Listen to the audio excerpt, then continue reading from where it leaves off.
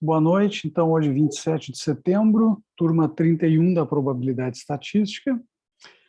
Então, como sempre, dando aquela olhadinha no nosso cronograma, né? Vocês percebem que é um jeito sempre igual de começar a aula, mas é sempre diferente, né? A gente sempre segue diferentes trilhas aí, apesar do princípio ser sempre o mesmo. Então, segundo o nosso cronograma, nós devemos ter falado de distribuição binomial e Poisson, né? Estou devendo um PDF. Esperança, variância, isso aqui do dia 15. Então, 27, então faltou do dia 22, que terá sido uma foto, deve ter sido, né? O que eu fiz no dia 22? Não, foi duas fotos do quadro, acho. Tá, eu não publiquei o PDF, então temos que anotar aqui, PDF do quadro. Então, estou devendo essa daqui para vocês. Bom, mas nós falamos da distribuição binomial e da distribuição Poisson. Confere? Senão eu vou dar uma olhada lá no nosso vídeo. Então, 27. Sim, confere. Confere, binomial e Poisson. Muito bem. Então, vamos fazer aquela passada clássica no site, né? Só para informação, eu dei uma atualizada no site hoje. Deixa eu ver se... Acho que está em cache isso aqui. Agora sim. Então, eu troquei aqui para um material do Voice, que é um material que eu estou produzindo no doutorado para análise de dados de voz. Henrique, eu vi cara, eu não consegui terminar de responder os e-mails, mas eu vi o teu e-mail, cara. Pessoal, todo mundo que mandou e-mail, Henrique, tu não é o único, tá? Fique tranquilo que eu tô... Tá? Só não respondi ainda porque eu gosto de responder com a coisa já resolvida, tá? Eu não tive condição física nem de tempo, mas vai puxando a minha orelha aí, tu tá certíssimo. Se eu não corrigir até domingo, aí tu briga comigo, tá? Vamos contar com essa semana cheia aí, porque a semana não tá fácil, tá? Muito bem. Então,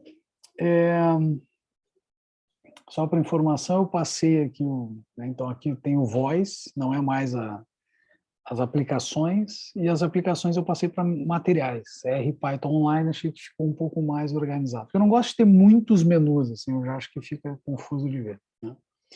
Então, é uma ferramentinha aí para todo mundo poder usar, né? Muito bem. Então, lá do nosso material,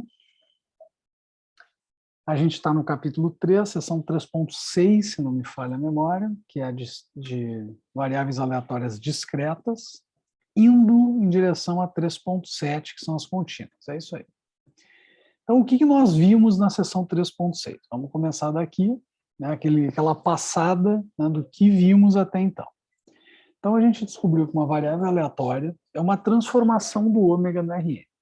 Qual é a utilidade prática desse negócio? A utilidade é conectar aquele número que está na planilha na frente de vocês com a teoria da probabilidade. É a ponte entre toda aquela parte teórica que a gente discutiu e o que vocês vão fazer no dia a dia. Então, é muito importante conhecer essa ponte, senão vocês ficam assim, sem um ferramental mais formal para trabalhar os dados de vocês. E assim, pessoal, trabalhar dados, cientista de dados, né, analista de dados, estatístico, vai depender muito da habilidade de vocês de lidar com os dados. E não é um negócio fácil, envolve um monte de conhecimentos. Vocês têm que saber um pouquinho de computação, tem que saber da teoria, tem que ter bom conhecimento do assunto que vocês estão discutindo. Então, é um monte de conhecimentos que são agregados numa análise de dados, né? Então, sempre que eu vou fazer uma análise de dados, eu começo do zero, começo dos fundamentos, dos princípios, né? Então, a gente está fazendo isso porque tem um motivo muito especial. A gente ganha de presente uma série de ferramentas muito aplicáveis, tipo a distribuição binomial, tipo a distribuição Poisson, né? Muito bem. Então, a gente cria um novo conjunto R de X chamado contradomínio, que passa a ser uma espécie de novo espaço amostral. Não é bem isso. É um espaço com todos os valores desta variável aleatória, dessa transformação que vocês fizeram, que pode ser pensado como uma pergunta. Quantas faces cara eu tenho em 5 lançamentos? Essa é uma variável aleatória, discreta. Né? E o que caracteriza ela como discreta é o fato de que o R de x é finito. Vocês conseguem calcular quantos elementos tem dentro desse novo conjunto construído. Tá certo? Então, fizemos várias considerações, deixei exercícios para vocês. Tudo bem com os exercícios, pessoal? Alguma dúvida? Tentaram fazer? Viram que tem umas soluções lá, umas sugestões de solução lá no último capítulo? Não está 100% resolvido ainda por pura falta de tempo. Então, assim, se vocês tiverem alguma solução que não esteja lá, sintam-se à vontade para compartilhar. Se vocês me mandarem a solução de vocês, é uma baita ajuda, né? Porque daí eu posso publicar a solução de vocês, né? E ainda faço um agradecimento. Então, depois que a gente definiu o contradomínio, a gente ganha uma ideia de distribuição de probabilidades. Para cada ponto do contradomínio, a gente associa uma probabilidade que tem duas coisas que tem que acontecer para isso ser uma distribuição de probabilidades. A primeira delas, a P de x tem que ser maior ou igual a zero para todo valor de x. Ou seja, vocês não podem ter valores negativos. Lembrem do primeiro axioma de Kolmogorov. E a soma desse P de x, que eu vou chamar de suporte de x, que é onde o x varia, leia-se contradomínio, a soma dessa P de x tem que dar 1. A soma dos pedaços tem que dar o todo, segundo o axioma de Kolmogorov. Não é nenhuma novidade que está sendo dita aqui. Muito bem. Então, lembrem disso, que isso vai ser importante para o assunto da aula de hoje. Maravilha. Então, aqui a gente construiu umas distribuições na mão. A gente voltou lá para o espaço amostral, né? Era dois lançamentos de uma moeda. Né? Então, a nova variável era número de caras nesses dois lançamentos. X, número de caras em dois lançamentos. Então, o meu R de x passa a ser 0,12. Mas se eu quiser calcular essas probabilidades, P de 0, P de 1, P de 2, eu preciso voltar lá no espaço amostral. E isso é trabalhoso. Né? Tem que ir. E outro, o espaço amostral pode ser gigante, pode ser super complicado escrever esse espaço amostral. E aí começa a ficar muito difícil de resolver o problema. Então, para resolver esse pepino, vieram as distribuições especiais. E eu comecei falando para vocês da famosíssima distribuição binomial, que é uma distribuição talvez das mais estudadas, né, pela família Bernoulli, que modela coisas dicotômicas, zeros e uns, verdadeiros e falsos, sims e nãos e por aí vai. Isso aqui já resolve um monte de problema, pessoal. Eu estava comentando com a turma da ciência de dados da manhã, né? A mesma aula que vocês, só que é o pessoal do meio-dia. Né? Que eu disse o seguinte, se vocês conseguirem pegar um problema e quebrar em duas possíveis soluções antagônicas, e modelar essas duas. Será que eu estou mais para o lado de 0 ou de 1, do A ou do B, do frio ou do quente? Se vocês tiverem esses extremos bem definidos, uma binomial já resolve um monte de problemas para vocês. E aí, depois que vocês aprenderam com essa coisa dicotômica, binária, vocês vão querer fazer o quê? Coisas multinomiais. Vocês vão pensar em mais categorias, vocês vão refinar o pensamento de vocês vão passar a ter mais informação, ou seja, vocês vão cortar em fatias mais fininhas. Então, isso é o multinomial. E depois, na sequência, vocês fazem o quê? No dia que vocês vão aprendendo, as caixinhas começam a ter prioridade. Vocês tornam ela ordinal. E, por fim, o último nível de informação que você consegue, né, é uma informação numérica, que é o suprassumo que vocês podem ter de captura de dados. Mas a coisa toda começa com 0 e 1 no sentido de extremos. Né? Grupo A, grupo B, esses grupos diferem muito. Vamos analisar essas duas caixinhas. Tá? Então é isso que faz uma distribuição binomial. Então eu disse para vocês que a variável aleatória é o número de sucessos em N ensaios de Bernoulli. N ensaios de Bernoulli. Então a vantagem aqui é que se vocês conhecerem o N e o P, vocês têm a distribuição plenamente conhecida. Não tem dúvida mais. Basta vocês fazerem essa conta e vocês ganham de presente o P de x. Então, voltem lá para aquele exemplo dos dois lançamentos de moeda e percebam que isso aqui é um tremendo de do experimento binomial. Eu até fiz isso com vocês, mas só estou retomando. E a parte chata, é claro, tem umas contas aqui, umas coisas que a gente tem que lembrar, ou aprender, combinatória, né? Prestar atenção na anotação, que ela é, né, concisa e precisa. E foi isso. Então, montamos aqui uma distribuição binomial, tem até código que eu já disponibilizei para vocês. Tá? E não sei se eu comentei sobre a binomial negativa, que é o mesmo problema, só que a regra de parada é diferente, e a variável é diferente também. Aqui a gente fixa o K, que é o número de sucessos, e lança a moeda até acontecer K sucessos. Então a regra de parada aqui é encontrar o Késimo sucesso, tipo a Késima cara. A terceira cara. Eu vou lançar essa moeda até encontrar a terceira cara. Lanço uma vez coroa, lanço outra vez coroa, lanço uma vez cara, lanço uma vez coroa, cara, parei. Fechou 3 caras. Isso é binomial negativo.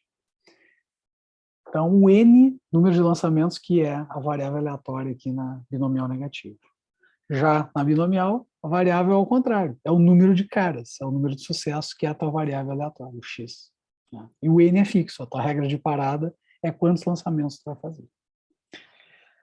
Mas eu não estou entrando no detalhe, só estou fazendo isso por alto, porque não está no nosso plano, né? Por pura falta de tempo, tá, pessoal? Tudo isso aqui seria plenamente discutível, mas eu estou só dando um panorama para vocês. Umas continhas, exemplos. E falamos da distribuição Poisson aula passada. Falamos da Poisson ou não falamos da Poisson? Enquete. Falamos da Poisson. Eu contei, então, que a Poisson foi desenvolvida por um francês chamado Siméon Poisson, que estressou a distribuição binomial. Ele levou o N para infinito, o P para zero, e o NP, que é a esperança, ele manteve constante igual a lambda, que é a taxa da Poisson. Então, a Poisson serve para modelar taxas de coisas discretas. Número de carros por minuto num pedágio. Número de telefonemas por hora numa central telefônica. Número de alguma coisa por unidade de tempo é uma tremenda Poisson, de taxa lambda. E a gente, então, tem essa expressão, né, que indica a probabilidade de eu ter exatamente X observações, X observações, naquele espaço de tempo, né, de acordo com a taxa lambda. Então, a esperança e variância são lambda, e muito bem. Então, pessoal, esse exercício 3.11 aqui é um exercício legal da gente fazer. Assim. Eu vou fazer o item A com vocês, apesar de ser um exercício que pode soar um pouco teórico, vocês vão ver que ele é factível, tá? Para vocês irem, enfim, vendo algumas coisinhas interessantes. Então, diz assim o 3.11. Considere a distribuição de Poisson e a função exponencial definida pela série. Então, ele dá de presente uma série para a gente. Então, a soma para x indo de zero até infinito. Eu já vou deixar maior a folha, tá, pessoal? Só estou copiando os dados do problema. De lambda na x sobre x fatorial é igual a e na lambda. Isso é uma identidade matemática, tá? Que eu tirei lá desse livro. Do Boros e Moll, de 2004. Página 91. Então, isso aqui é uma identidade conhecida. Então, o item A, ele pede para vocês mostrarem que a função Poisson, 336, qual a função de Poisson? Essa aqui. Probabilidade de x, uma Poisson, é e na menos lambda, lambda na x, sobre x fatorial. Essa é a distribuição de Poisson. Está aqui. Então, o exercício é mostrar que isso é uma função de probabilidade, uma função massa de probabilidades. Muito bem, então, stop share, e a gente... Bem-vindos todos, pessoal, desculpem, só dei alô para quem eu vi chegar aqui, já. Então, vocês devem estar vendo a minha folhinha, acho que assim está melhor.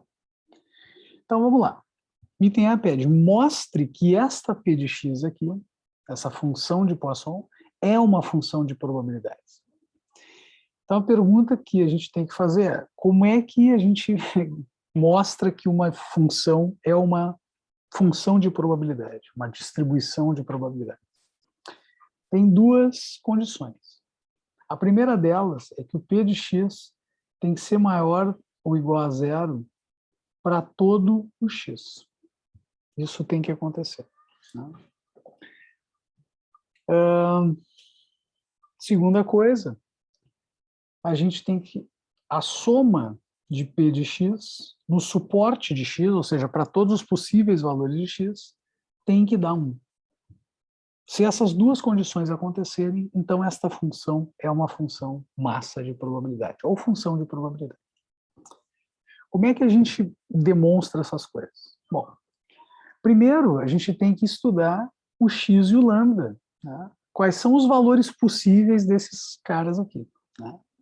Então é assim, pessoal, o lambda ele é sempre maior do que zero estritamente, ou seja, não é maior ou igual a zero. Quando eu digo estritamente maior que zero, isso aqui a gente lê como estritamente maior. É assim que a gente lê. Opa, desculpa. Estritamente maior. Significa que ele não pode admitir o valor zero. Porque se tu tiver uma taxa zero, nada acontece. Tu não tem um fluxo de carros de telefonia. Taxa zero é tudo parado. Então não tem que modelar. Então, se o lambda é maior ou igual a zero, né, a gente já tem uma informação aqui. Outra coisa, o x, qual é o suporte de x? Ou seja, quais são os valores possíveis da variável x que admite uma distribuição de Poisson? Se x tem distribuição de Poisson, quem é o contradomínio de x? É isso que a gente quer escrever aqui. X pertence a qual conjunto? Né? Ou R de x é igual a qual conjunto? Né? Se a gente pensar como número de telefonemas numa central telefônica, qual é o menor número de telefonemas que uma central pode receber dentro de 1 hora, por exemplo? Enquete. 0. Márcio matou a chave. 0. Não tem como ser menos do que 0. E o próximo valor? Qual é o segundo maior valor possível de uma número de telefonemas? Então é 1, né? E 2, e 3. E qual é o limite que a gente tem disso aqui? Oficialmente, pessoal, nenhum. Isso aqui vai até infinito. Teoricamente, eu sei que é uma aproximação. Né? Mas, assim, na teoria não tem um limite. Então, o suporte de x vai de 0 a infinito, numa Poisson. Né? Então, eu sei isso aqui. Eu sei que o lambda é maior do que 0, estritamente, não pode ser 0, e o x é no mínimo 0. Se vocês estudarem isso aqui e olharem para essa função, ora, o menor valor possível de x é 0. Então, o fatorial de 0 é 1, 0 fatorial dá 1, né? Lambda na 0 dá 1, e se esse x é 0, eu vou ficar com e na menos lambda. Como lambda é positivo, e na menos lambda vai dar e num número negativo, que significa 1 sobre e. E o e é positivo, então esses caras no limite são positivos. E, bom, aí o x aumentando, claro, vai ser um número ainda maior. Mas fato é, esse cara aqui nunca pode ser negativo. Ele é sempre maior ou igual a 0. Necessariamente. Tá? Então, a primeira condição foi validada, porque eu sei o sinal do lambda e eu sei onde o x passei. A segunda condição é que a soma dessa p de x tem que dar 1. Então, o que a gente tem que verificar? Se a soma... Quem é a minha p de x agora? Ora, é e na menos lambda, lambda na x, sobre x fatorial. Indo de quanto a quanto? Eu chamei de suporte de x. Opa, desculpem. Agora deu. Eu chamei de suporte de x. Do que eu estou falando aqui? Eu estou dizendo que ele tem que passear em todos os valores admissíveis de x. Ou seja, eu tenho que somar do x sendo de 0 até infinito, porque não tem limitante. Né? E como é que eu faço essa conta? Né? Eu preciso verificar se isso aqui é igual a 1. Né? Então, isso aqui é igual a 1. Essa é o que nós queremos provar. Então, esse símbolo aqui em LaTeX é contra a barra therefore. Therefore. Significa, então, por consequência, ou seja, daqui concluímos que, né, therefore. Então, se isso aqui é igual a 1, como é que eu provo que essa igualdade dá 1? Bom, eu preciso somar para o x indo de 0 a infinito. Então, eu vou começar tirando tudo que não depender de x, porque a única coisa que se movimenta aqui nessa conta é o x. O que não depende dele não é constante em relação a x. Então, eu posso tirar esse e na menos lambda da jogada aqui, porque ele não depende de x. Então, fica e na menos lambda vezes o somatório de lambda na x sobre x fatorial para x indo de 0 a infinito. E isso aqui, supostamente, é igual a 1. E aqui que vem o pulo do gato. Foi dado de presente lá no início da questão essa identidade aqui, que não por acaso é exatamente o que a gente chega. Eu tenho exatamente esse probleminha resolvido aqui com essa identidade. Portanto, eu sei que esse cara aqui pode ser escrito como e na lambda. Então fica o quê? E na menos lambda vezes e na lambda igual a 1. Portanto, isso aqui é um produto de potências de mesma base. Eu mantenho a base, somo os expoentes, lambda menos lambda. Isso aqui dá e na 0, 1 é igual a 1, como se queria demonstrar. CQD. Enfim, está demonstrado. Então, fechou. Mas porque eu ganhei de presente essa identidade. Se eu não souber disso daqui, o problema fica intratável. Tudo bem com o item A? Então, só para vocês entenderem, pessoal, que entender a definição é o grande ponto aqui. Se vocês não conhecem as definições, vocês não conseguem resolver esse tipo de exercício. Tá? E, bom, é algo que a gente tem que saber. Né? Então, assim, eu pretendo nas avaliações, como vocês viram, pedir assim, as coisas mais simples e tal. Não, mas isso aqui não é muito complicado no sentido de que é só uma aplicação imediata dos conceitos. Eu não fiz absolutamente nenhuma volta nesse problema. Se vocês quiserem ver problemas com voltas, olhem o Stewart. Stewart é bom, tem que descobrir uma coisa para daí descobrir outra, que daí vocês ainda tem que ter uma sacada, tem uns probleminhas do Stewart bem longos. Assim. Aqui não. Aqui é aplicar a definição e validar. Tá? Ainda com a dica que foi dada ali da identidade. Tudo bem? Muito bem.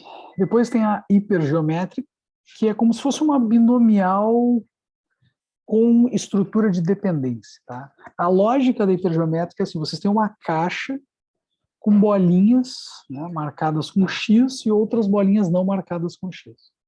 Você sorteia uma bolinha, olham se ela tem ou não X e retiram essa bolinha da urna. O que isso simboliza? Que dependendo da ordem que eu tirar, eu vou mudando a configuração da urna em termos de probabilidade. Então é isso que eu chamo de estrutura de dependência. E aí, para resolver isso, a gente tem que fazer uma árvore de decisão. Se acontecer um X e depois outro X, então vai ter tantas X e tantas não X. Então, esse é um problema mais chatinho de resolver. Mas, no fim, é uma combinatória. Tá? Vejam que no denominador vocês têm aqui combinação de tudo com tudo, é não, n. Depois, no numerador, combinação só das bolinhas que vocês querem, que tem o X, vezes a combinação das bolinhas que vocês não querem, que é as que não tem o X. Então, isso aqui já está resolvido desde da combinatória da tia Zulê. Tá?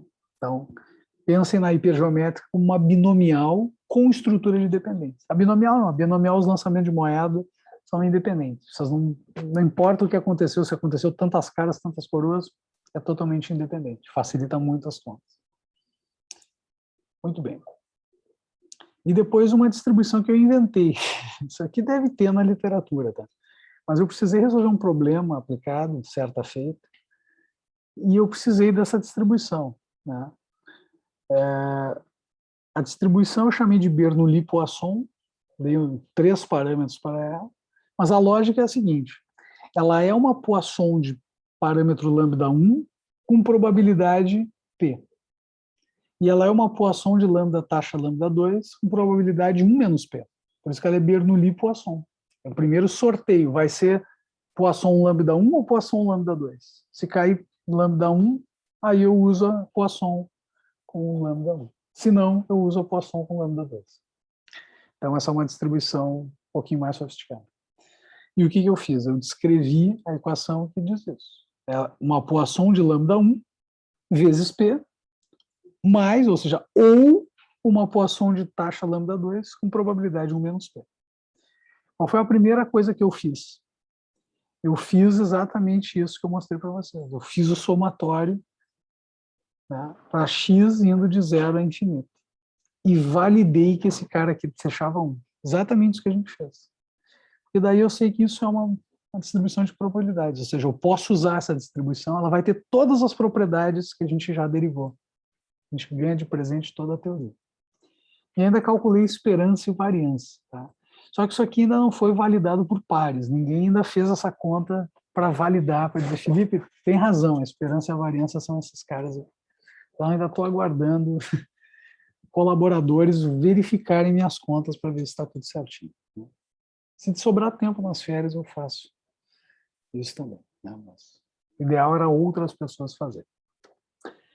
Muito bem. Então, o mesmo princípio. Esse exercício aqui é a mesma ideia. Vocês têm que validar, encontrar esperança, etc. Tudo via definição. Né? Então, é uma verificação. Então, se vocês não quiserem testar, ver se não interessa, é só usar a distribuição. E sem problema nenhum. Mas para quem quiser ver as entranhas, ver se realmente está funcionando a teoria, aí tem que fazer as continhas. Muito bem. Alguma pergunta até aqui, pessoal? Alguma dúvida? Então, o que eu fiz foi fazer um panorama nas variáveis aleatórias discretas, lembrando que eu vou cobrar de vocês só duas distribuições, que é a binomial e a Poisson. Todas as outras eu só estou dando aula para vocês saberem que existe, dando uma dica, mas cobrado mesmo só binomial e Poisson. Então, na sequência, eu peço um pouco, eu falo sobre variáveis aleatórias contínuas, que, assim, no fim é meio que a mesma coisa, com a sutil diferença que agora a minha variável vai assumir infinitos valores. O meu contradomínio tem cardinalidade infinita, essa é a terminologia matemática. Ou seja, tem infinitos elementos na RGX. Então, eu tenho que trabalhar diferente com essa variável. Então, deixa eu mostrar para vocês quais são as principais diferenças entre, né, as variáveis discretas e contínuas. Né? Então, deixa eu fazer aqui um cercadinho. Né? Então, vou fazer assim, discreta e contínua, só para ficar assim, tipo uma... Deixa eu interromper um pouco o compartilhamento. Então, a discreta a gente tinha o quê? Que o P de x tinha que ser maior ou igual a zero para todo x. Não podia ser negativo, nenhum pedacinho da minha probabilidade. E que a soma desse cara no suporte de x tinha que valer 1. Então, na contínua não vai ser muito diferente. Mas, assim, a questão toda é que, primeiro, que a lei que rege a minha variável, eu não vou mais chamar de P, mas eu vou chamar de F. F de x, opa, F de x. A minha F de x tem que ser maior ou igual a zero. Graficamente fica como esse negócio? Lembrem daquele exemplinho do número de caras em 2 lançamentos. 0, 1, 2. Né? A variável x de vocês... Obrigado. A variável x de vocês valia 0, 1, 2. Tá? Número de caras em 2 lançamentos. E segundo o exemplo anterior, que a gente passou ainda hoje, esses caras podem ser 1/4 ou 1/2. Eu tenho 0 com probabilidade quarto, 1 com probabilidade meio e 2 com probabilidade também 1/4. Tá? Então, esse aqui é o típico gráfico da distribuição discreta. Por quê? Porque ele dá pulinhos de tamanho pré-determinado. Eu não posso ter, por exemplo, uma cara e meia. Não tem nada acontecendo entre 1 e o 2, entre o 0 e o 1. Tá? E as probabilidades são ditas que têm massa, ou seja, cada ponto tem um peso, 1/4, 1/2. Né? São as massas de probabilidade. Na contínua, que eu vou chamar de f de x, a variável, também vai estar aqui no eixo horizontal, vai ser representada por uma função densidade. O nome desse cara aqui é função densidade.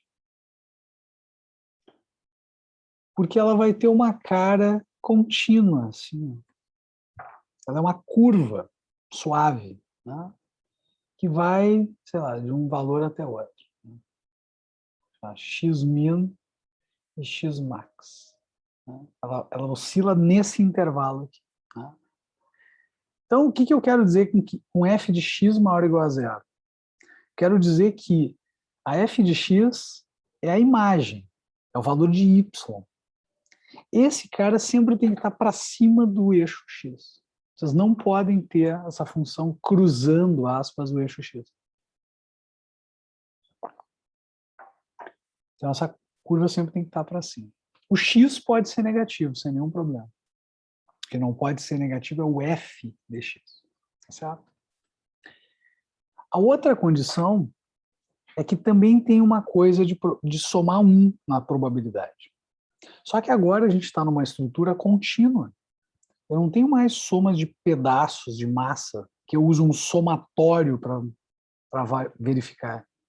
Eu agora vou ter o quê? Uma integral, que é uma superfície, ou seja, a área dentro dessa curva, embaixo dessa curva, entre o mínimo de x e o máximo de x, tem que ser 1 ou 100%.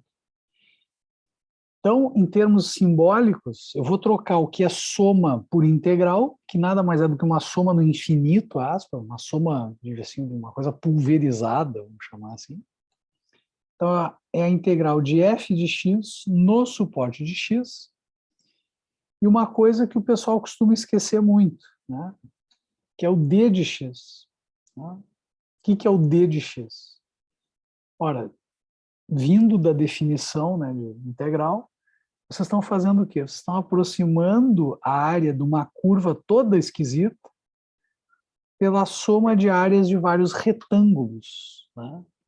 Que a gente chama de base infinitesimal. Vários retângulos colocados lado a lado que aproximam essa área aqui. Mas como o retângulo é bem fininho, né, essa aproximação vai ficar perfeita, no limite, como se diz. Então, o que a gente está fazendo aqui? F de x, deixa eu até representar aqui fora. F de x é o quê? É a altura do retângulo de vocês. Enquanto que o dx, a diferença de x, também conhecido como delta x, é a base do retângulo. Então, alguns alunos, quando vão fazer integral, só dizem assim, integral de f de x, e esquecem o dx. Então, a pessoa que esquece o dx está dizendo o quê? Vocês querem uma área de um retângulo só somando as alturas. Nunca na vida que isso vai ser área de retângulo. Então, a conta não vai dar certo. Então, vocês têm que ter a altura e a base. Base vezes altura vezes base. Vocês têm, então, a área do retângulo. E isso aqui tem que ser igual a 1. Esta integral tem que ser igual a 1.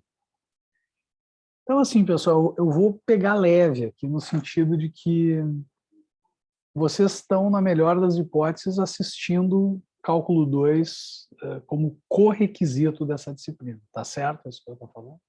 Todos estão assistindo cálculo 2? Não? Eu também não. Só tive cálculo 1. Eu já fiz essa. Tu já fez o cálculo 2? Já. Tá. Mas pela seriação oficial, vocês deveriam estar fazendo o cálculo 2. Tá? Ela é sair do cálculo 2 desuníveis.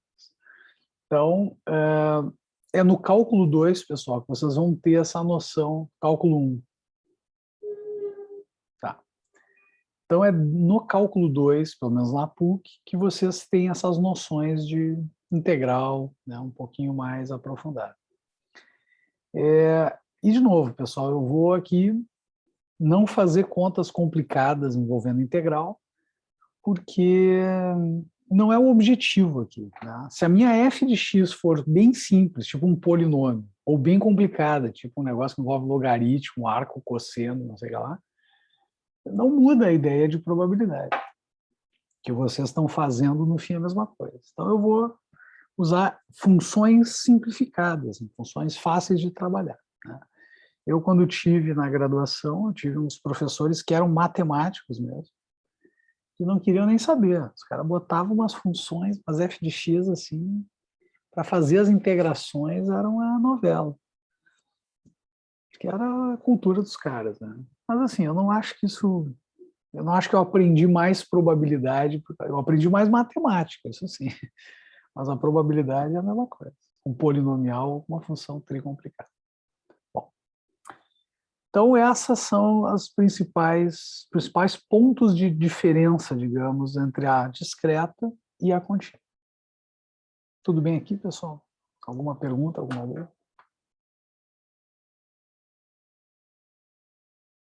Muito bem. Então, pessoal, eu vou ensinar vocês a fazer uma conta. Eu não vou explicar por que a conta é daquele jeito, eu vou mostrar como faz uma conta. Vocês fazem essa conta desse jeito. E aí quem vai explicar vai ser o professor de cálculo de vocês, quando vocês forem ver isso no detalhe, tá certo? Muito bem.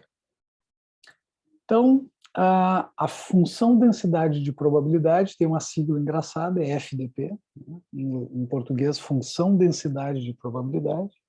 Em inglês é PDF, Probability Density Function. Então, eu estou listando para vocês aqui as condições. A f de x tem que ser maior ou igual a zero para todo x, é isso que está escrito aqui. Esse A viradinha é para todo x. Ou seja, qualquer valor de x que vocês botarem ali, qualquer, tem que ser positivo ou não negativo. A integral de f de x dx no suporte de x, ou seja, onde o x oscilar, tem que valer 1. E aí vem uma outra definição, né? E aqui, de novo, a probabilidade desta variável x contínua estar no intervalo AB, né? Vamos supor que o A seja esse cara aqui e o B seja esse cara aqui. Eu quero saber a área entre o A e o B, por exemplo, essa área que eu pintei aqui. Para eu saber essa área aqui, se eu conheço a lei f de x, essa probabilidade aqui passa a ser simplesmente a integral de A até B de f de x dx. É um jeito de dizer, calcule a área daquele trecho ali. E essa área vai equivaler a uma probabilidade. Por fim, só para a gente encerrar os conceitos mais teóricos e já fazer um exercício também para não matar ninguém de tédio aí nessa segunda-feira, né, quase 10 horas da noite. Tem uma noção de uma função que eu vou chamar de efona de x. Essa aqui, o apelido dela é função de distribuição acumulada. E aqui eu me permito abreviar porque está tudo escrito no material, pessoal. Tá? Só para a folha ficar mais econômica, assim, menos coisa escrita. Então, essa função, por definição, é a probabilidade da variável aleatória x de vocês incorrer num valor menor ou igual a um certo valor x, um certo valor x de referência. Né? Então, é uma área abaixo. Né? Se vocês têm uma curva, né? Vou desenhar já uma curva de normal aqui, né? Famosa. Vocês querem saber a área abaixo desse x aqui? Essa área aqui é a efona de x. É a área abaixo de x. É isso que isso quer dizer. Tá? Muito bem. Tudo bem com a ideia, pessoal, da efona de x? É uma função que, dado x, ele diz qual é a área abaixo do x. Isso é a efona de x. A probabilidade do x ser menor, estar abaixo de x. E como é que eu calculo isso? Eu calculo assim, a integral. Eu botei menos infinito no material, tá, pessoal? Mas aqui eu quero dizer com o menor valor possível que x pode assumir. É isso que eu estou dizendo com esse menos infinito. Porque vão ter problemas, tipo o exemplo que a gente vai fazer. O menor valor é 1. Então, vocês vão de 1 até x. X mesmo, literalmente. Porque vocês querem terminar essa conta com uma função de x. Vocês não querem um número. Vocês querem uma função. Então, o intervalo superior de integração vai ser x.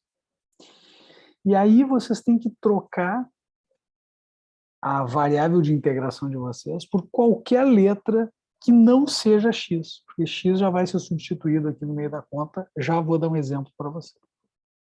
Então, o t é um assim famosinho na literatura. Alguns autores usam u também, u é frequente também. Às vezes v, não tão frequentemente, mas o v eu já vi. Mas o t eu acho que é o carro-chefe, pelo menos dos textos que eu já li, né? Então eu meio que me habituei com o t. Mas nada impede vocês de botarem qualquer letra aqui que não seja o x. Eu já vou dar um exemplo para vocês entenderem esse negócio. Muito bem. Então, perguntas até aqui, pessoal? Dúvidas? Tudo que eu estou dizendo para vocês está escrito na ordem aqui no material. Bonitinho. Então, vamos fazer um exemplo, que é o 3.30. O exemplo 3.30 diz assim: suponha a variável aleatória x a altura das pessoas da PUC. Vou escrever tipo latim, altura, pessoas PUC, sem os conectivos. Altura, pessoas PUC. E a função que descreve essa altura é dada por esse negócio aqui. Menos 46.875 sobre 19.652 vezes x ao quadrado menos 336x mais 2,36.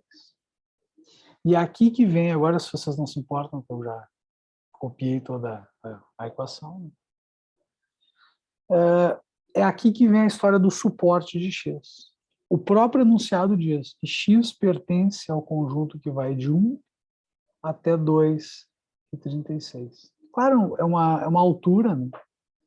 Esse modelo aqui só está sendo considerado no intervalo 1, 2,36, ou seja, o modelo não está considerando pessoas com menos de 1 metro e o modelo não está considerando pessoas com mais de 2,36 metros.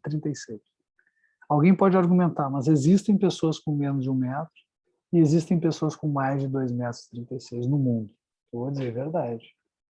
Mas talvez para essa comunidade esses limites aqui sejam mais do que suficientes, né? Pode ser que eles nunca tenham observado naquela localidade. E se for o caso, bom, então a gente ajusta o modelo e por aí vai. Então, isso aqui, pessoal, se vocês olharem para essa função, né, vocês têm x quadrado, tem um x e tem um termo independente. Tremenda função quadrática. O que mais que a gente sabe lá da Tia Zuleika? Se eu multiplicar essa quantidade aqui que é negativa, menos esse número aqui, eu vou tornar negativo o meu A, né, o cara que acompanha o x ao quadrado. Né? E o que isso implica numa parábola, que é essa equação? Ele implica na boquinha chorando, porque o A é negativo. Eu já sei que o A é negativo. O A no sentido, eu estou falando do clássico, por exemplo. Estou falando da clássica representação, né? Isso aqui é uma equação, né? Estamos falando de uma função quadrática. Mas para eu descobrir as raízes, por exemplo, eu tenho que igualar esse cara a zero. Então, a gente pode, né, se valer. Então, é esse A que ao qual eu estou me referindo. E como fui eu que inventei essa função, eu sei que tanto 1 quanto 2,36 são raízes dessa função, ou seja, eles cruzam o eixo x, aspas, não é uma boa terminologia, mas corta o eixo do x, no 1 e no 2,36. E mais, o meio aqui é exatamente o ponto médio, que é 1,68. Isso aqui dá 13,36 dividido por 2. Então, 1,68 é o ponto exatamente do meio. Eu fiz essa função assim bonitinho, para ser fácil de trabalhar. Muito bem.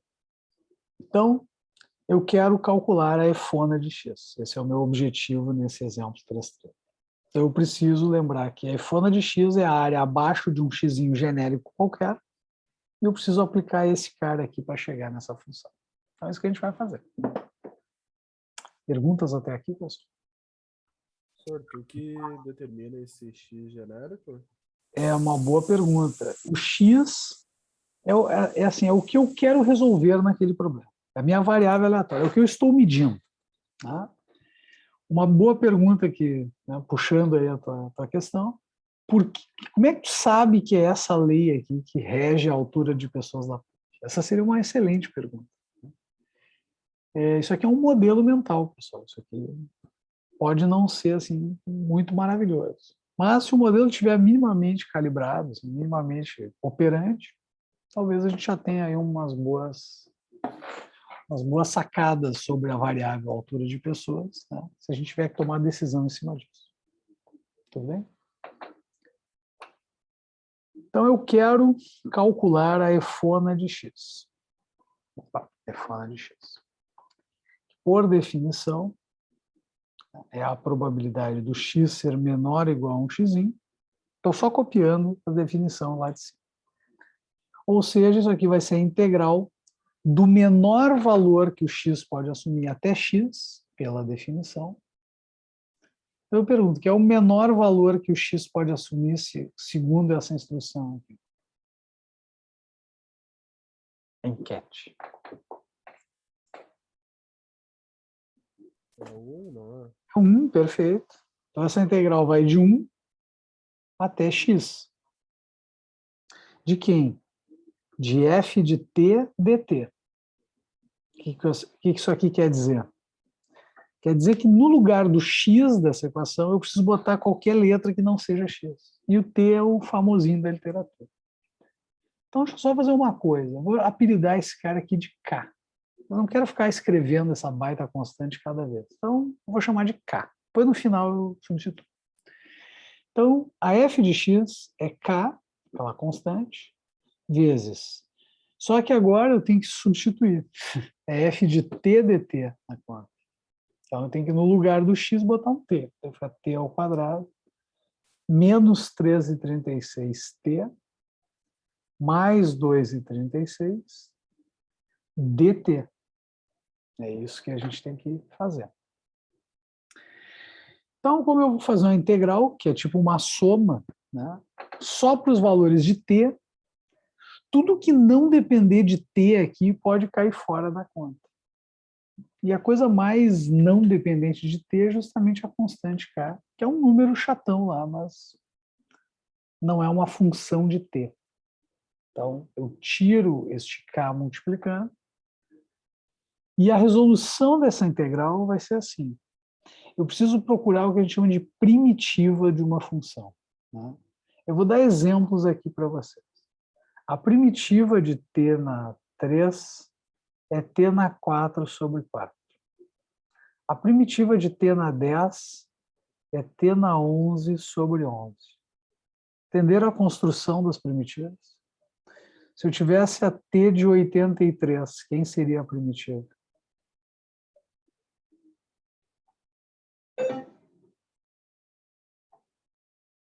Quem seria a primitiva de t elevado a 83? Enquete. Tendo 84 dividido por 84. 84 dividido por 84. Então, vocês entenderam a regra de construção de uma primitiva de um polinômio. É simples assim, não tem muito mistério. T na n mais 1 dividido por n mais 1. Exatamente. O termo geral é esse que tu acabou de declarar. T na n, a sua primitiva é t na n mais 1 sobre n mais 1. Exatamente. Esse é o termo geral, como se chama. Então, sabendo dessa regra, a gente consegue fazer, né, encontrar a primitiva dessa função em relação a t. Então, esse cara é assim, é t ao cubo sobre 3, menos 13,36 t ao quadrado sobre 2. Aqui, vocês não importam, eu vou cancelar, dá 1,68, só fazendo a continha. Mais 2,36t. Que isso aqui é tipo t na 1 sobre 1. Porque vocês têm um t na 0 aqui, invisível, se vocês quiserem pensar na regra. Dá para pensar que tem um t elevado a 0 aqui. Então, a primitiva de t na 0 é t na 1 sobre 1, que é o próprio t. Tá? E isso aqui a gente vai avaliar de 1 até x. E essa é a parte mais dolorida da conta que a gente acabou de fazer. Se vocês passarem por isso e sobreviverem, vocês têm aí uma bela, um belo final de questão. A questão já está bem encaminhada aqui. Alguma pergunta aqui, pessoal? Alguma dúvida? Né?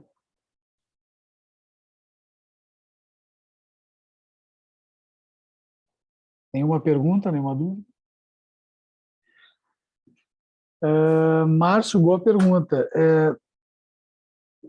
A gente poderia ter feito com outra U no lugar de T, ou V, ou Z, ou nuvenzinha, o que tu quiser. Só não pode ser X. É qualquer símbolo, menos X. Tá? E T é o mais famosinho da literatura. Diga, Cassiano. Ô, senhor, aquele K, então, a gente nunca vai precisar escrever aquele número, pode ser sempre o K? Mas eu sei quanto é o número. Esse baita trambolho que eu não queria ficar escrevendo cada vez. Eu só disse assim, ó, sabe isso aqui? Chame de K. Só para eu não ter que repetir esse baita número até o final. No final, eu substituo ele, para a gente ter a resposta finalíssima. Ah, no final vai ter que substituir. E esse número daí, ele é sempre o mesmo. É uma constante. Ele não depende de nada, nem de X, nem de T, nem de coisa nenhuma. É um número. É só decorar. Isso, mas assim, esse aqui para esta função aqui. Ah, sim, sim. Depois eu vou mostrar como é que vocês chegam nessas constantes aqui, aplicando lá a propriedade. Muito bem. Então, já estamos quase no final da conta. Então, a constante, que é aquele número trambolhento que eu não quero repetir, multiplica quem? Ora, essa operação aqui funciona assim. É essa equação substituída em x menos essa equação substituída em 1. Simples assim. Então, no lugar de t, eu agora vou botar um x. Então, fica assim, x ao cubo sobre 3. E esse momento é o momento do porquê que a gente tem que trocar a variável de integração. Menos 1,68 x ao quadrado mais 2,36x. Opa, tudo isso menos, horrível, era para ter posto isso, é um menos. 1 ao cubo sobre 3, menos 1,68 vezes 1 ao quadrado, mais 2,36 vezes 1. Estão percebendo que mesmo que tenha um 1 ali na jogada, eu monto a conta, eu escrevo ela inteira. Eu acho isso uma boa prática, digamos assim. Evita que a gente erre algumas continhas. Ah, mas é fácil, sim. Um número vezes 1, dizer que é o próprio número, ok. Mas várias contas envolvendo o número, pode ser que eu me atrapalhe se eu for muito displicente. Uma conta é fácil, o problema é fazer várias, todas certas.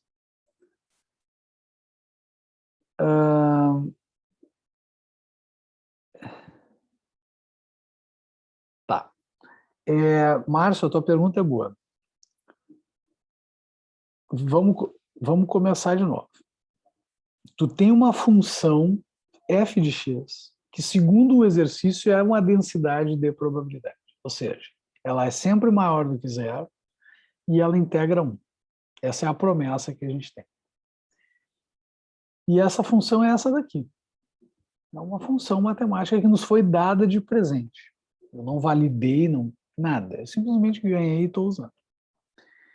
E eu fiz um esboço dessa função para vocês. Por que eu fui tão rápido? Porque eu já fiz esse esboço anteriormente. Não que seja difícil fazer um esboço de uma parábola, mas saber as raízes, se existirem, as reais, e o mínimo e máximo do vértice, meio que vocês fazem um esboço tribom da parábola de vocês. Mas como eu sei que 1 e 2 e 36 são as raízes, e eu sei que a coeficiente A é negativo, parábola chorando, o esboço fica tão simples quanto isso. Tudo bem? O que é a f de x? É a lei que rege as alturas das pessoas da PUC. Se eu quiser saber qual é a probabilidade de encontrar uma pessoa com altura entre 1 e 1,68, eu tenho que calcular essa área aqui. Tudo bem com a ideia? Muito bem. E aí, pintou uma definição maluca lá, de uma tal função de distribuição acumulada, que para eu resolver ela, eu preciso fazer uma integral de f de t dt. Por que o x sumiu aqui? Porque ele, na verdade, não sumiu. Eu vou usar esse x só que como limitante, né? um dos limites de uma integral. Então, eu vou terminar com uma função de x. Mas por causa deste passo aqui, nesse passo aqui, desse para esse, quando eu tive que substituir o t por x, ficou claro que eu estou fazendo uma substituição aqui. Mas se fosse tudo x aqui em cima, ia ser uma confusão. Eu ia trocar x por x e não ia ter muito sentido. Alguns softwares nem permitem que vocês usem a mesma variável de integração. A gente na mão pode fazer qualquer coisa, mas alguns softwares já têm uma barreira para isso. Tudo bem com a operação aqui? Já estamos chegando no final, tá? Então, o K, agora sim eu vou voltar ao K original. Então, menos 46,875 dividido por 19,652. Essa é a constante. Como ela é muito grande, eu fiquei com preguiça de ficar escrevendo lá cada vez. Então, a minha f de x vai ser isso aqui, vezes o quê? Bom, vamos limpando agora. Então, eu tenho um termo de x ao cubo, um termo de x ao quadrado, um termo de x e um termo independente. Então, isso aqui vai ficar x ao cubo sobre 3, menos 1,68 x ao quadrado, mais 2,36x. E aí eu fiz a conta já. Isso aqui, pessoal, dá 76,75 avos. Né? Então, eu vou ter menos 76,75 avos, porque o número sai aqui de dentro positivo. Então, como tem aquele menos na frente, e voilá, temos a nossa primeira função de distribuição acumulada. Estão vendo que tem x aqui? Então, enquete. Quanto vocês acham que tem que dar a f de 0, a efona de 0? E quanto vocês acham que tem que dar a efona... Desculpa, a efona de 1, perdão, e a efona de 2,36? Enquete. Quanto dão essas efonas aqui e por quê? Que é o mais importante.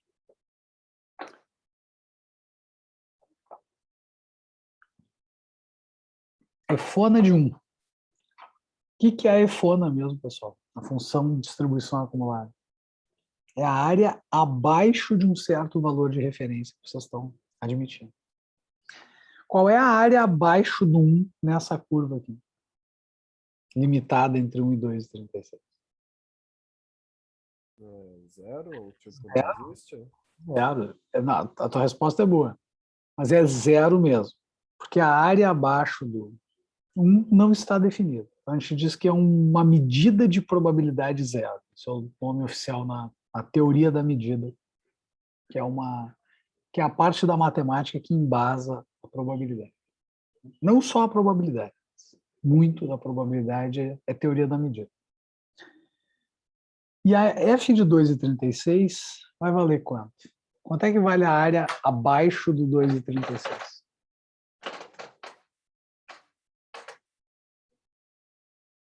É 1? Perfeito. Tem que ser 1. Que é o todo, né? Que é o todo. Abaixo do 2,36, ele é o máximo que pode acontecer. A área abaixo dele é 1 ou 100%. Tem como ser diferente. Tudo bem com a ideia aqui? Então, vamos programar essa função, já que a gente chegou nela, e vamos fazer a conta. Né? Então, já adianto, pessoal, que essa conta tem uma levíssima aproximação. Ou logo tu, Felipe, cheio das manias que não pode aproximar. Pois é, mas essa constante ela não está escrita da forma mais precisa possível. Ela tem assim um arredondamento mesmo usando frações. Só vejam só como o arredondamento é um negócio cruel. Se vocês querem trabalhar com valor exatíssimo, é custoso. É custoso. Tem que armazenar um monte de informação. Mas muito bem. Então, eu vou botar no R essa função que a gente acabou de escrever. Então, vamos fazer o seguinte. Deixa eu dar um zoom aqui para facilitar para vocês. Eu vou criar, então, uma função que eu vou chamar de efona de x, recebe uma function que os Pythoniers chamam de def, de definição. Né? Ó, function definition. Aqui o R chama de function, lá eles chamam de def, de definition. Mas é tudo a mesma coisa. Então, eu quero uma função de x, abre e fecha colchete, que faça alguma coisa. É assim que eu começo a escrever função, pessoal. Eu penso num nome para a função e que parâmetros ela vai ter. O que vai ser de entrada para essa função? Então, eu vou começar com o K, se vocês não se importam, que é aquela constante Chatonil, 46,875 sobre 19,652. E tem um menos aqui que eu já estava esquecendo. Esse é o nosso K. E aí, colando aqui, eu tenho, então, que a função em si... Né? 19 de função, 29. Ah, é verdade, obrigado. 19, muito bom. Então, a minha função vai ser o quê? Vai ser K vezes x ao cubo. Né? Se alguém é Pythonier, pode botar 2 asteriscos aqui, que equivale a um chapéuzinho do R. Né? Então, x menos 1,68 vezes x ao quadrado. Dá até para misturar, tá? Se quiser botar. Mais 2,36 vezes x. E menos 76,75. Vocês têm que conferir as contas todas bonitinhas. Tá? Essa é a minha função. O que ela vai fazer? Ela vai calcular a constante, que é muito grande, e aí a minha função em si vai ter essa constante vezes aquele pedaço ali que a gente acabou de calcular. E com a função, eu vou dizer, retorna, return f. Então, se eu fizer a f de 1, f de x de 1, perdão. Ô, senhor, Oi, diga, desculpa, Cassiano, não vi que você estava com a mão levantada. essa função, ela tem essa configuração, esses números inteiramente por definição do enunciado, ou ela tem um padrão que segue? Pelo enunciado. Pode ser qualquer função, Cassiano. É isso que eu estava te dizendo agora há pouco tempo. Que, assim, quando eu estava na graduação, eu tinha uns professores matemáticos que gostavam de matemática.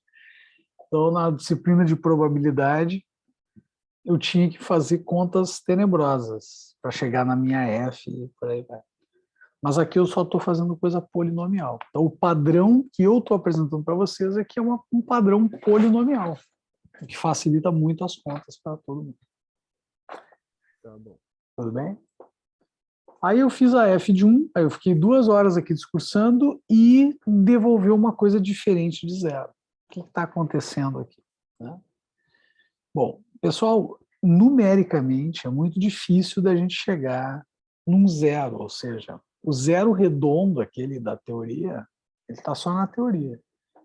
Porque o farelinho dessa constante aqui, que não é assim exatamente o que ela deveria ser, está dando esse ruído aqui no F1. Mas assim, pessoal, tudo bem. Geralmente a gente não muda de opinião, tá? Nessa ordem de grandeza aqui. Faz muito sentido. Tá? Então, a f de x em 2,36, tá? 9,99999.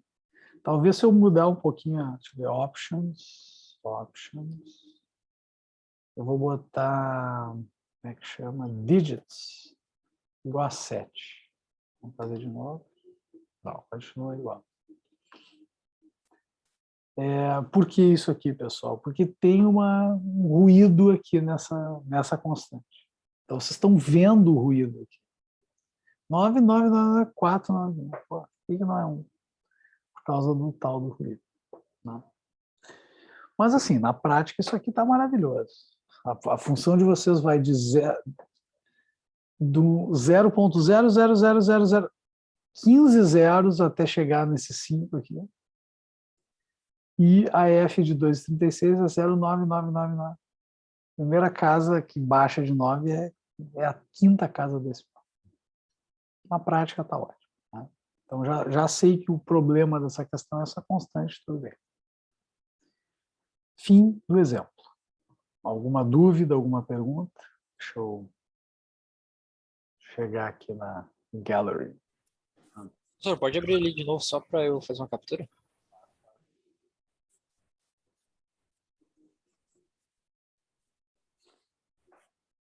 Tudo certo? Professor, poderia abrir novamente ali o programa só para eu dar uma captura? Fazer uma captura? Perdão, achei que era abrir a câmera. Tá aqui. Não. Aí. Obrigado. Não esqueçam que eu vou publicar. Claro, eu também tiraria a captura no teu lugar. Mas não esqueçam que esse código vai ficar disponível depois da aula, como todos os códigos, né? Sim. Mas assim, e vão me avisando, tá, pessoal? Se por algum motivo eu esquecer de um código, vocês me puxam a orelha. Código, vídeo, material, vão me ajudando a manter atualizadinho, por gentileza. Maravilha. Então, fizemos aqui o nosso primeiro exercício de função distribuição acumulada. Tudo bem com a ideia aqui, pessoal? O que vocês acham mais difícil aqui dessa parte? A integral, a definição, o que vocês acharam? Me contem aí. Eu acho que é montar ali tudo, né? Que depois é só multiplicação e a função ali, calcular tudo em si. A parte do cálculo é mais fácil, até uma calculadora mais faz. Tá certo, eu concordo contigo, acho que tem razão.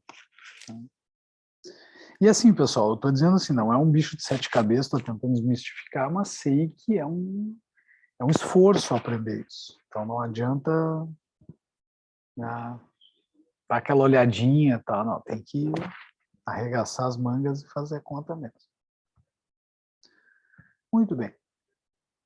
Então, aqui faço as contas entre. Então, aqui no exemplo 331, né?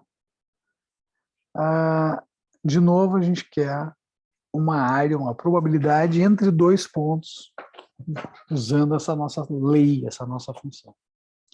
Então, eu quero saber a probabilidade de x, a altura de pessoas da PUC, estar entre 1,45 e 1,72. Ou seja, se eu sortear alguém da PUC, aleatoriamente, qual a probabilidade desta pessoa estar nesta faixa de altura? Essa é a pergunta. Então, a resposta basicamente é: me diga qual é a fração de pessoas nessa categoria, eu chamo isso de probabilidade. É isso que está acontecendo. Então, lá vou eu, né, constante, a integral de a até b, ou seja, no limitante que eu quero, f de x dx. Então, essa é uma vantagem desse uso. Mas aí vocês estão vendo aqui na sequência uma malandragem. Né?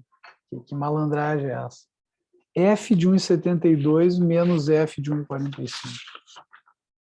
O que está acontecendo aqui?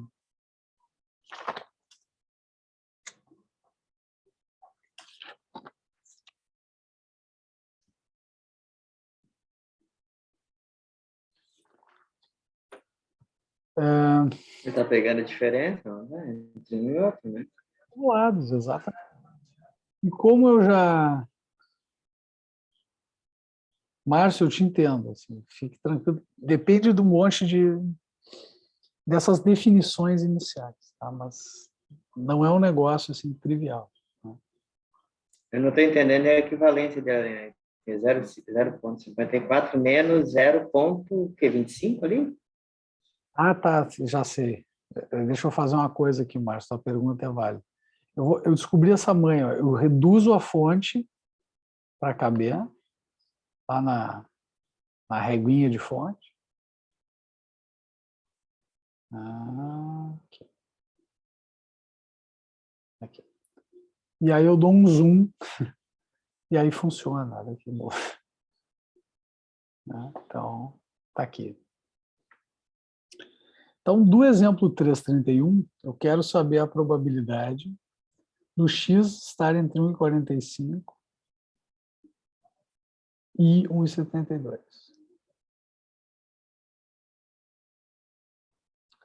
Então, isso aqui eu descrevi... Bom, deixa eu... Então, eu descrevi pela definição integral de 1,45 a 1,72, da f de x dx, que se vocês não se importam, eu não vou escrever lá toda de novo, ou, aqui que vem a malandragem, como o colega já se deu conta, a efona de 1,72 menos a efona de 1,45. Em termos de desenho, vamos usar de novo uma normal como referência. Se vocês querem saber a área, bom, aqui a altura média é 1,68, tá? Porque eu, de novo, já debulhei esse problema várias vezes, então eu me lembro, né? Se eu quiser saber a área entre 1,45 e 1,72, percebam que eu estou tentando fazer um pouquinho, né, maduro aqui no meu desenho. Eu quero saber esta área aqui. É isso que este problema está me perguntando. Eu tenho dois jeitos de atacar esse problema. Jeito 1, direto pela definição. Aí faço todas as contas. Jeito 2, eu conheço a função de distribuição acumulada. Foi o que a gente acabou de fazer no exemplo anterior. E aí eu digo assim, a área abaixo do 72, agora eu vou voltar aqui para a nossa parábola cortando entre 1 e 2,36. E 1,68 aqui a média. Então, só fazendo 1,45, 1,72. Eu quero essa área aqui, só para fazer o desenho apropriado. Né? Então, eu faço assim, olha, eu tenho a efona de 1,45, que é essa área de bolinhas aqui. Todos concordam que a efona de 1,45 é a área de bolinhas? É a área abaixo do 1,45, como se não houvesse amanhã. Abaixo é abaixo. Então, esse pedaço aqui mede efona de 1,45. A gente já vai ver no software quanto é que vai. E esse cara aqui de baixo é a efona de 1,72. Ou seja, a área do 1,72 engloba a área que eu quero saber, mais o pedaço de bolinhas, que é o 1,45. Então, por esse motivo, eu desconto o menor do maior. Eu fico com a área bonitinha ali dentro. Quanto dá essa conta? É aquele zoom que a gente já... Né? Aqui agora acho que dá para ler, né? Parece que tem que compartilhar a tela. Né? Então, eu agora deixei o número bonitinho. Então, a efona de 1,72 é 0,5411. E a da F de 45 é 0,256. Fazendo a continha, dá o 0,2881. Ou, se quiserem, 28,81% também pode.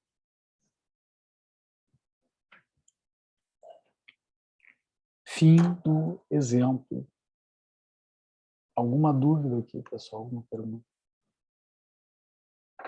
Então, Professor, eu queria só confirmar uma coisa ali na outra tela, ali no R. Não no R, né? No teu site. Ali na explicação, ele dá que o f de x vai ser, como tu tinha dito, né? É tipo uma função de segundo grau, tipo assim? ela pode ter a cara que a gente quiser. Pode ser uma parábola, pode ser uma curva de grau 3, pode ser uma curva super complicada de calcular. É uma função. Tá aí, aqueles números ali saíram da onde? O 1x² menos o 3,36. Eu inventei essa função.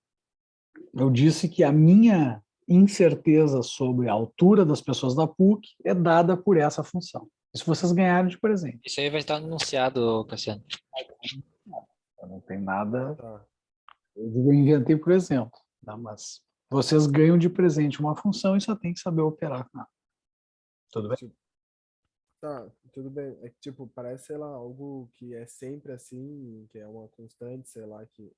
Mas é sempre dado, inventado ali e é passado, então, no enunciado. Então, que descreve a minha incerteza sobre a variável x que eu esteja trabalhando. Existem muitas formas de se fazer isso, tá? Por isso que a literatura é tão vasta. A gente tem muitas alternativas.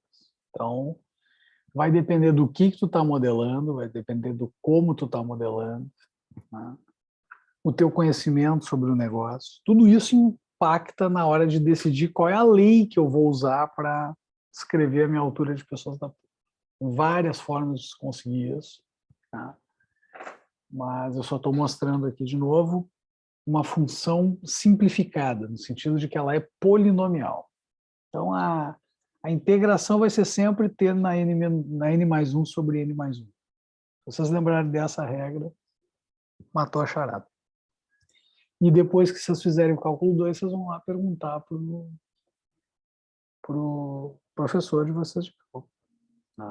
Mas a ideia é que vocês saibam que é uma superfície que integra um. Fim. Todo o resto é perfumaria. Tudo bem? Beleza, senhor. Fechou? Ficou clara a ideia? O Márcio está dizendo que é uma das... De onde surgiu essa função? Agora ficou claro. Beleza. Tranquilo, Márcio. De novo, é um assunto desafiador, vamos chamar assim. Tá? Então, pessoal, eu vou ficando por aqui. Se vocês quiserem fazer mais algum exemplo, exercício, a gente faz tranquilamente. Mas eu não queria também extrapolar muito, porque nesse horário a gente fica rapidamente cansado. Eu estou bastante cansado, o dia foi super puxado. Mas imagina vocês que estão tendo que aprender essa coisa. Então, se vocês conseguirem dar uma olhadinha nesses exemplos que eu passei para vocês em aula, tá? Tentando fazer os exercícios incidentais, aqueles que vão aparecendo, e tentarem fazer a lista do Stuart, aí vai ser um sucesso absoluto. Tá? Mas se não fizer, aí fica difícil. Já. É muita informação em pouco tempo. Se vocês deixarem tudo para depois, não vai ser legal.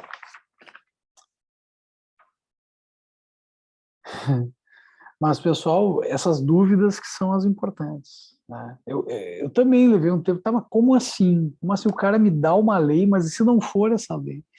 É só um treino, pessoal, das definições. Depois, valendo, a gente vai fazendo um pouquinho mais de ajuste fino, vamos dizer assim. Muito bem. Mais alguma questão, pessoal? Alguma dúvida? Da minha parte, não, senhor. Maravilha, obrigado. Não esqueçam que a gente entrou hoje na semana de avaliação das disciplinas. Tá? É muito importante que vocês façam as avaliações, porque é em cima dessas avaliações que a gente, então, melhora, né, o procedimento todo. Eu vou encher o saco de vocês nos próximos dias, mas podendo clicar, se vocês puderem 5 minutinhos, eu realmente agradeço, que isso é importante. Tá? Muita coisa boa da disciplina é porque pessoas já fizeram esse movimento de me avisar. Muito obrigado, então, pessoal. Boa noite, fiquem bem e fico à disposição por e-mail. Não esqueçam, principalmente, dos monitores que estão lá para me dar uma ajuda, que senão eu não consigo atender todo mundo. Tá certo? Obrigado, senhor. Boa noite. Um abraço. Obrigado. Senhor, tchau, tchau.